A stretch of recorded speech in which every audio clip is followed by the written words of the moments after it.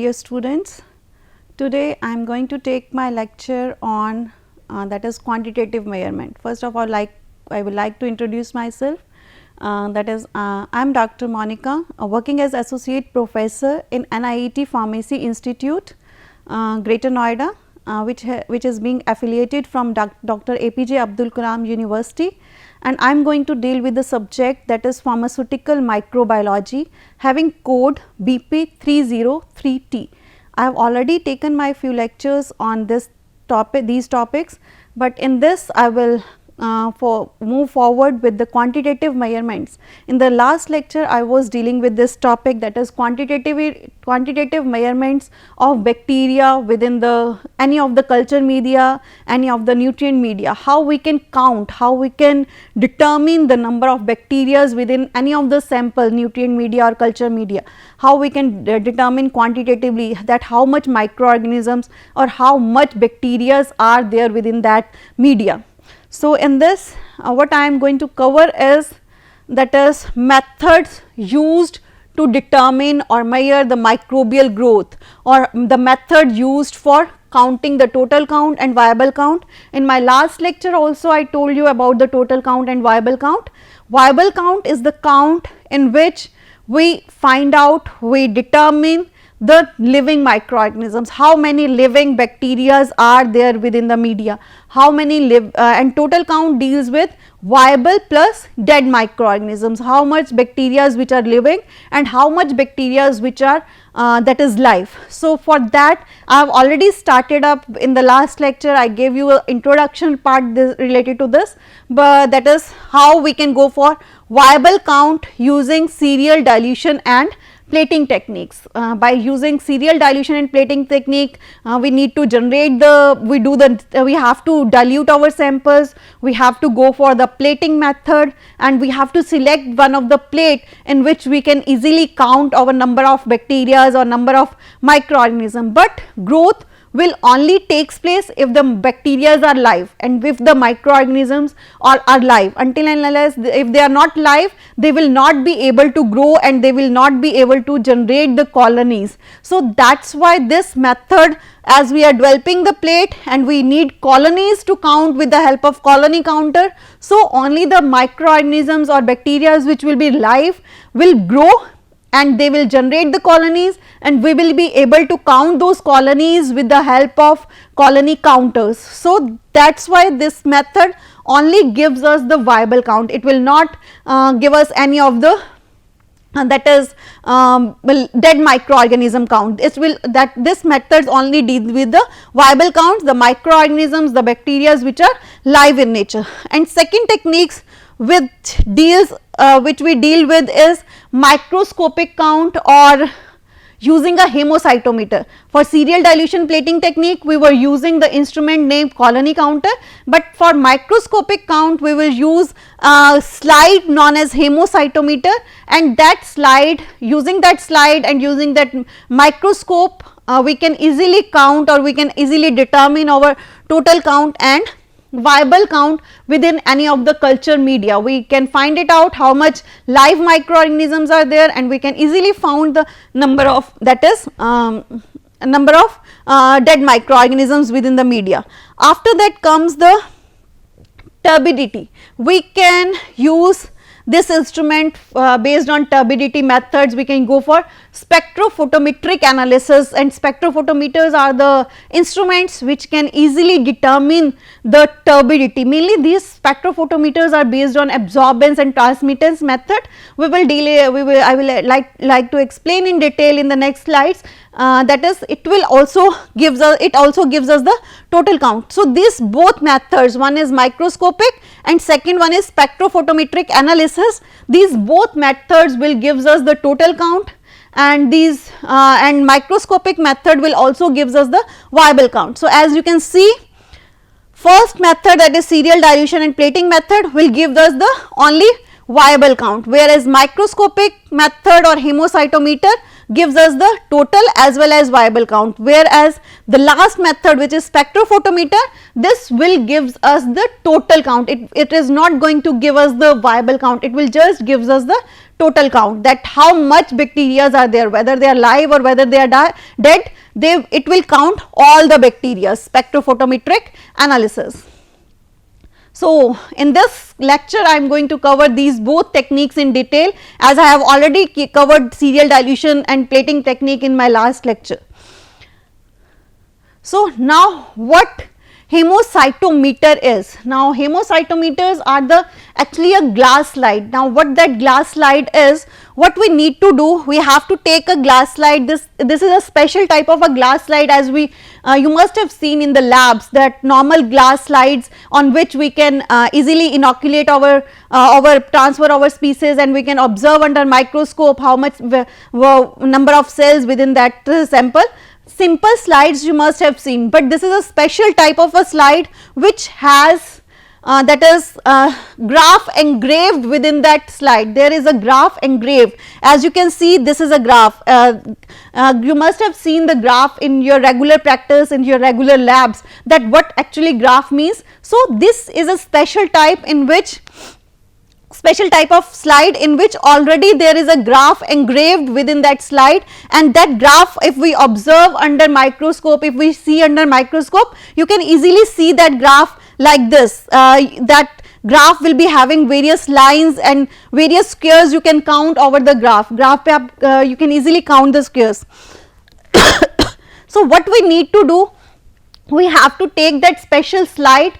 First of all, we need to make a suspension of our culture media, that is nutrient media, in which there are bacteria inoculated within that culture media. In the culture media in which there are bacteria, and we want to count those bacteria in that culture media, that culture media must not be highly concentrated, that must be diluted first. First we need to dilute, so that we can easily see the species on the graph. When we have transferred our sample or suspension, first we need to make a bacterial suspension before transferring it to the slide.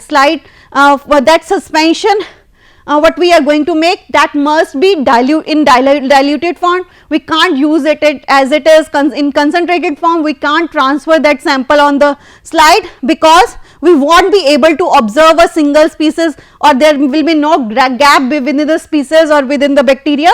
So, as we need to count the number of bacteria, that suspension must be diluted in nature, that must not contain large number of bacteria. So, first we need to dilute that sample. After that sample, with the help of pipette, we will place 1 drop of that sample or dilution onto this graph which has been engraved within that slide. So, once you have put that sample suspension with the help of pipette on the graph paper or on the slide, what you need to do, you have to, after that you have to locate the grid. After location of grid, you will transfer the sample, and after transferring the sample, what you need to do, you need to cover that glass slide with the help of a cover slip. We will place a cover slip over it, and after that we will observe that suspension or that bacterial suspension under the microscope. And what you will observe, you will see the number of microorganisms. You can easily see you can easily see the species under the microscopes like this. That species must be separated out, that must be countable, those species. If they are not countable, the suspension was concentrated, then you need to again dilute that sample, you have to again make that suspension again, and after that again you will inoculate or transfer that sample into the grid. So, the sample must be diluted. Until and unless it is not diluted and you are observing under the microscope that microorganisms or bacteria are clubbed together, you have to first dilute it, and after that you have to transfer that sample, and after transferring you have to cover it with the cover slip, and after covering it with the cover slip you will observe under microscope, and after observing under microscope you must see these bacterial species on the graph. So, now what this graph is and how many columns it have, and how what is the length of that each side of that, how we can analyze the count within that graphical representation, this how we can, as you can even see in this case also, you can easily observe the number of bacteria and you can count those bacteria, how many bacteria are there within this square, how many are there within this square, how many are there within this square. You can easily count the number of bacteria within the square, that is square grid. So after counting, what you need to do, first of all you need to understand the grid, what the grid actually is, what the graph actually is, why this graph has been generated or engraved within the slide. Now what is the role of this grid within the slide? So as you can see in the next slide, that this grid is actually used for the calculation purpose. How? You can easily see that we have this type of a grid, and this grid is containing total 9 squares will be large. There will be 1 large squares, and second if you see a normal graph paper also, there are always graphical, in graph we have large square. As you can say, this one is the largest square within the whole graph. This one is the one actual graph, and in this we have one big square, one we have medium squares. As you can see, this one is the medium square and this one is the smallest square. So for first large square, second medium squares we have, and after that we have the small squares. First we need to know the length of these squares, whatever squares we have on the grid. So as you can see in this, the largest square, total number of squares within this grid are 9. We have 9 squares within the 9 large squares within the grid, and those 9 squares, what is the length of one side of this large square? That is 1 millimeter. 1 millimeter we have, and after that, as you can see, we have small square, and what will be the length of that? That is we have that this one is the small square, but what will be the length of this small square? That this is the small square, and this will have how many squares? 4, that is total number of 4 squares, that will be medium squares. 4 medium squares will be there within the one large square.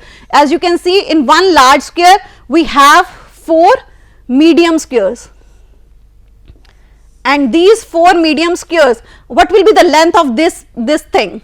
This will be 1 divided by 2, means as you can divide this line, this whole line is 1 millimeter, and this can be divided into 2, then we will get that small square will have that is 0.5 millimeter size. This length will be 0.5 millimeter, and what will be the length of this thing?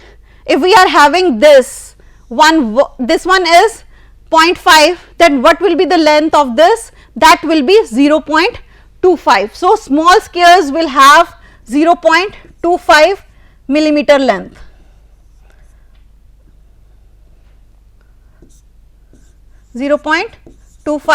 millimeter. So as what we actually, as you can see, when we will drop a drop of suspension on this graph, in this way the your cells will look like, and you will be able, shaded portion represents the cell number. Now how much this cell is occupying the space, and how much, what will be the, even we can determine the length of, we can determine the size of that microorganism, we can determine the size of that particular species on this graph. Okay, what is the size of this particular cell using this grid, that is having large square which is 1 millimeter in size, large square having side 1 millimeter, small squares having side 0.5 millimeter, and small very small squares are having 0.25, and the cell suspension or cells, the bacterial cell, what the space they are occupying, we can easily find out the space what is occupied with by a particular cell species. Then after that we can even calculate the size of the, we can use this grid for counting the number of microorganisms or number of bacteria on the grid, as well as we can even use it for the calculation part, for the calculation of our, that is size of our cells. Size can also be calculated, size can also be determined of a particular bacteria on this grid.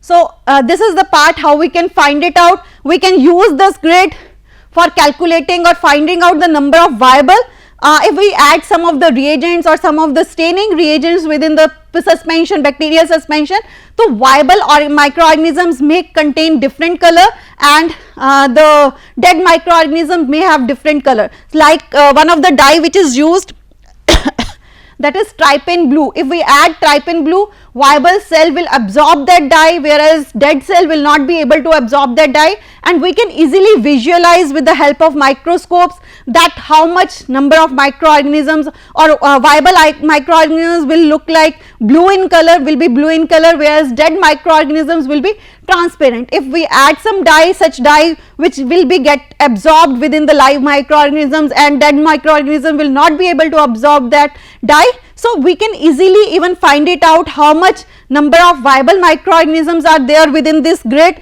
and how much number of dead microorganisms or dead bacteria are there within this grid. So this method is used for both, that is we can easily count the viable count of bacteria, we can also go for the that is dead count, we can give the total count by addition of viable count and dead microorganisms.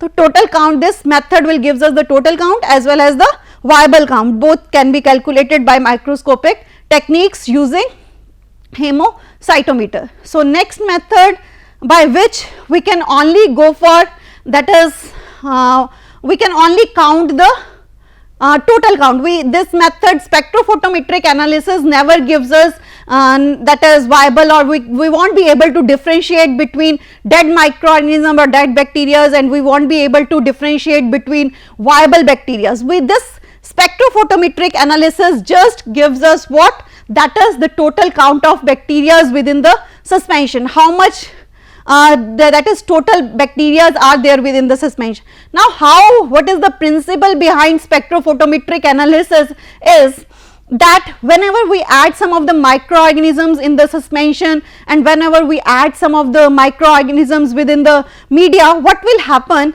those microorganisms make the preparation turbid. This is the main that is criteria, or this is the main property of the bacteria or properties of the microorganisms. Whenever we add microorganisms within the media is like this uninoculated tube, uninoculated tubes that does not contain any of the bacteria. If we have clear suspension or if we have clear media, or we are just having the water sample, that water sample if does not contain any of the microorganism, that sample will be clear in nature, there will be no turbidity within that sample. If we do not have any of the bacteria inoculated within that that is tube, uninoculated sample or uninoculated media, if it does not contain any of the microorganism, then there will be no that is turbidity. So this spectrophotometric analysis, what it will do, it will analyze the turbidity, it actually analyze the transmittance and absorbance, and absorbance and turbidity are ultimately related to absorbance, and transmittance indirectly relates to the turbidity. As the turbidity increases, what will happen, when turbidity increases, turbidity is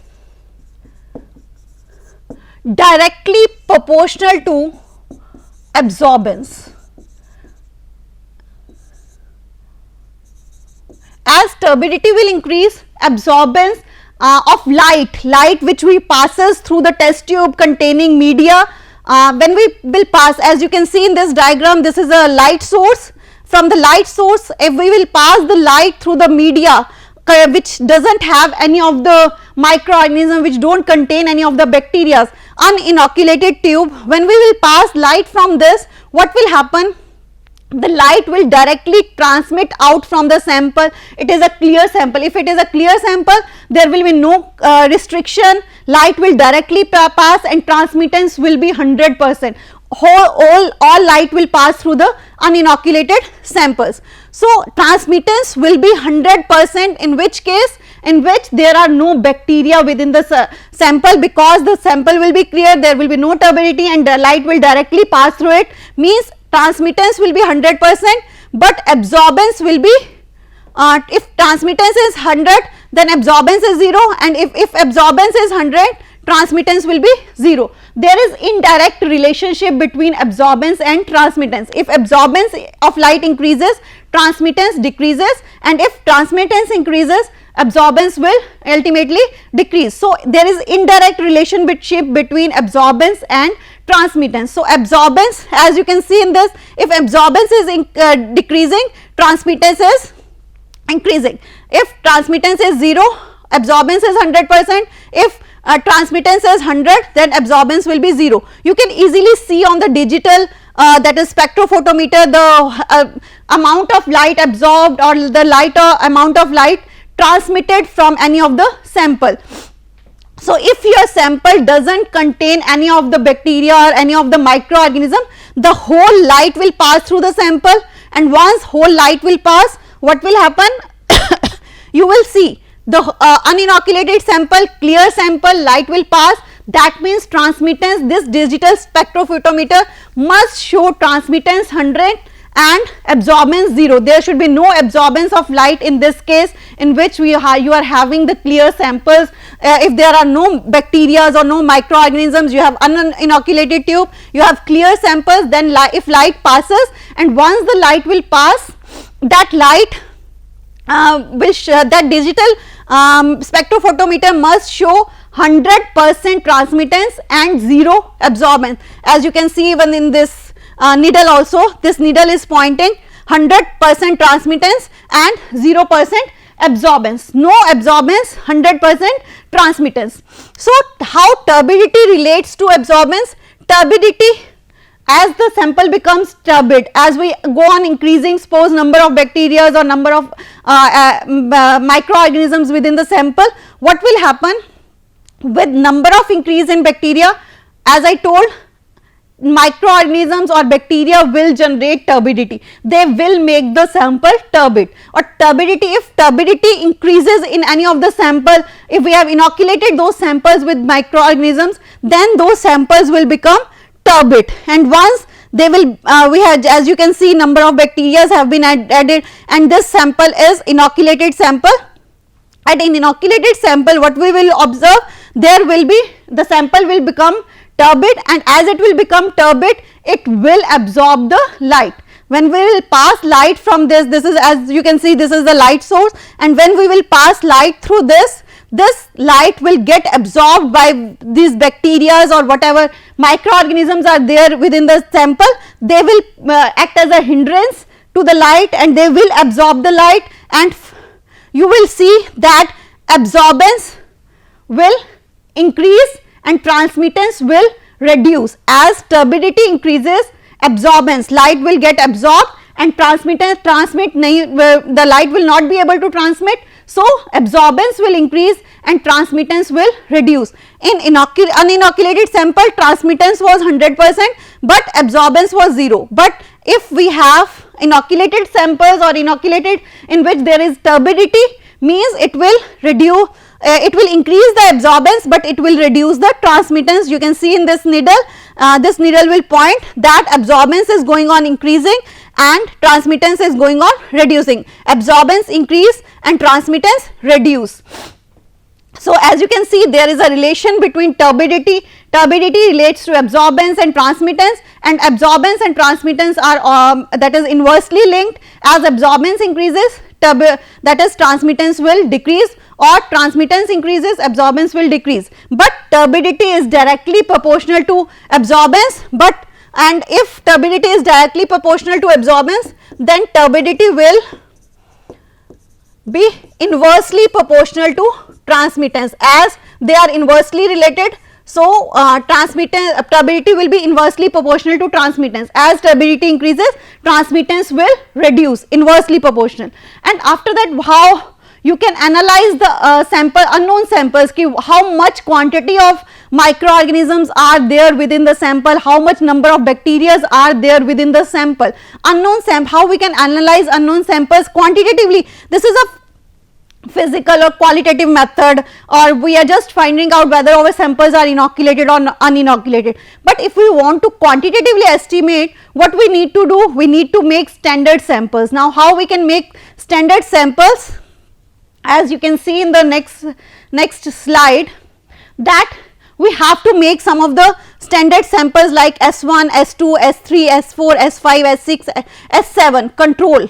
One will be control, that means the test tube which will not contain any of the bacteria, that will act as a control. The absorbance will be 0, means it is not absorbing light, means the sample is uninoculated. Uninoculated sample always gives us absorbance 0. There is no bacteria within the sample, then the absorbance will be 0. This is known as your control sample. And standard samples, what you need to do, like S1, S2, S3, S4, S5, S6, S7, what you need to do, you have to take 7 test tubes, as you can see in this column. What do you need to do? You have to take 7 test tubes, and in 7 test tubes you have to increase the number of bacteria. The number of bacteria or bacterial count must be known. How much bacteria you are going to add within that sample. That is, in S1, suppose we are adding 4 into 10 raised to power 6 number of bacteria. In standard 2, we are adding 12 into 10 raised to power 6 bacteria. But the cell number is known. In standard sample means we know the number of bacteria whatever have been inoculated within that test tubes, so that are known as standard samples. So as we know the number of bacteria, and after that we will place that test tube. If we place control test tube within the spectrophotometer, that is giving 0% absorbance or 0 absorbance. If we are placing S1 sample within the spectrophotometer, that is, we know number of cells within that sample, and by using spectrophotometer we can find it out its absorbance. So in this way you have to find out the absorbance of all the standard samples like S1, S2, S3, S4, S5, S6, S7, and what you will write it down the absorbance of those samples. If S1 contains 4 into 10 raised by 6 bacteria, it shows absorbance 0.022 absorbance, and if in S2 if you are having 12 into 10 raised by 6 bacteria, the absorbance is 0.035. Similarly, if we move on, if you are having 30 into 10 raised by 6 bacteria, then the absorbance is 0.125. As you can easily see, observe that as the number of bacteria or number of cells are increasing, the absorbance will also goes on increasing from 0.02 to 0.125. As number of bacteria are increasing, turbidity increases, and as turbidity increases, absorbance will also increase. You can easily plot a graph between, that is, number of cells, cell numbers, and absorbance. On x axis you need to take absorbance, and on y axis you need to take the cell numbers. Now as I told, you are having cell numbers, you are having absorbance, you can easily plot a graph using these two columns, that is cell number and absorbance. You have to take cell number, suppose we are having 4 into 10 raised to power 6, 10 raised to power 6 we have already added. So 4 into 10 raised to power 6 will gives us this point, and we will have this point, that is representing 4 into 10 raised to power 6, 0.22, that is absorbance. So these all points we can take, and after plotting those all points, that is for control till S1, after taking those points, we have to plot a straight line. We have to plot a standard plot, means that cell numbers versus absorbance will gives us a straight line. If we plot these points and we just extrapolate those points and we just draw a line covering most of the points within the straight line, we will get a standard plot. Now this standard plot will further be used for the analysis of test samples. Test samples are the sample, these were standard samples, means we were knowing how many bacteria or how many microorganisms are there within that sample. But what we mean by test sample, in test samples we don't know how much bacteria or how much microorganisms are there. So test sample, what we will need to do, we will take those test samples. Suppose here I placed test sample. Now test sample, I don't know how much bacteria it will contain. What I will do, I will place the test sample in the spectrophotometer, and when you will place the test sample into spectrophotometer, it will gives you the absorbance. Now you will note down the absorbance. Suppose for the test sample you are getting absorbance within the range, that is 0.7076. if the absorbance comes out to be 0.076 for the test sample in which you don't know how much bacteria are there, now what you will do, you will plot this 0.076 within this graph. We have to extrapolate, we have to find out that point where that 0.076 lies. Suppose if we are talking about 0.076, then this is the point of 0.076. So we can easily extrapolate that point on the standard plot, and by back extrapolating on y axis, straight line you have to draw. By back extrapolating on the y axis, you will be able to find the number of cells within the test sample. The number of cells will be almost about, you can see that 19, you can say 19 into 10 raised to power 6. That means your test sample is lying somewhere, that test sample is lying somewhere here. Here you will find it out that your test sample is lying, and the absorbance, as absorbance was 0.76, and here you can see, you can easily find it out that unknown samples concentration came out to be 19 into 10 raised to power 6. In this way we can easily go for find it out the number of bacteria, number of that is microorganisms within the unknown sample. So these are the references which you can follow for this quantitative estimation of bacteria or microorganisms within unknown samples, and you can, best book I always recommend Chiara-Neja for experimental part, mainly not theoretical but experimental part. If you want to follow, you can go for Chiara-Neja. So thank you so much everyone, thanks a lot.